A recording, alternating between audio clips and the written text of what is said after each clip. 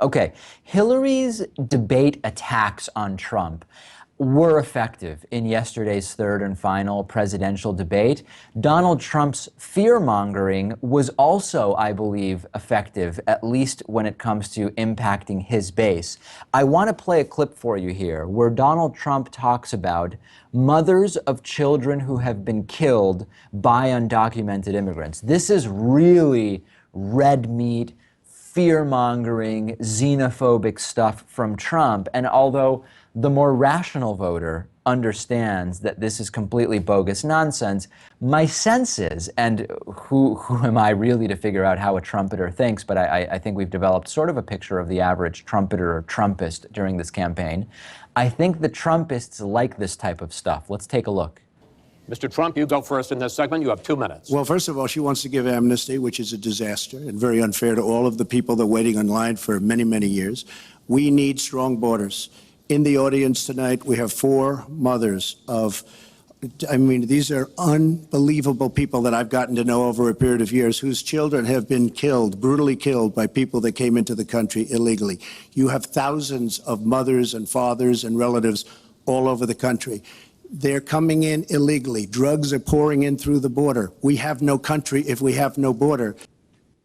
So Trump there relying on that no country, we're going to have a country thing. This is the type of fear-mongering that a less skilled debater than Hillary Clinton would probably have been damaged by. That line, that sequence played quite well from Donald Trump with the xenophobist nativist crowd. But then Hillary Clinton was able to talk about how we do need to bring undocumented immigrants out of the shadows. When they become part of the formal economy, it's better for everybody. But here is Hillary Clinton's counterattack on Trump, and she slammed him in a way that I thought was very effective. Let's take a look. What I am also arguing is that bringing undocumented immigrants out from the shadows, putting them into the formal economy will be good, because then employers can't exploit them and undercut Americans' wages. And Donald knows a lot about this. He used undocumented labor to build the Trump Tower. He underpaid undocumented workers, and when they complained,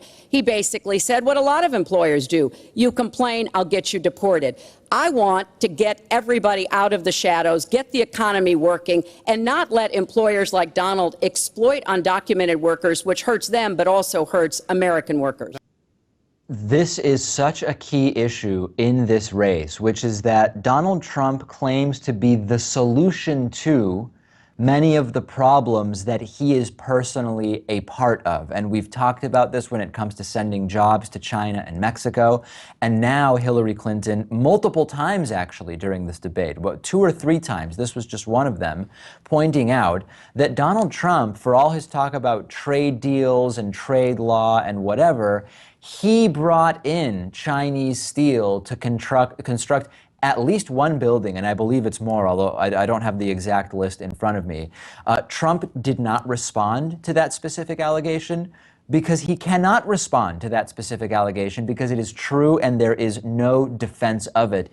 And the fear-mongering that Trump came out with was some nice red meat for the right, but Hillary Clinton doing a good job of turning that back around. I've talked about how people of all ages, but particularly millennials, are owning cars less and participating more in the sharing economy. And one of the more popular options is Zipcar, which gets you a car when you want it, when you need it.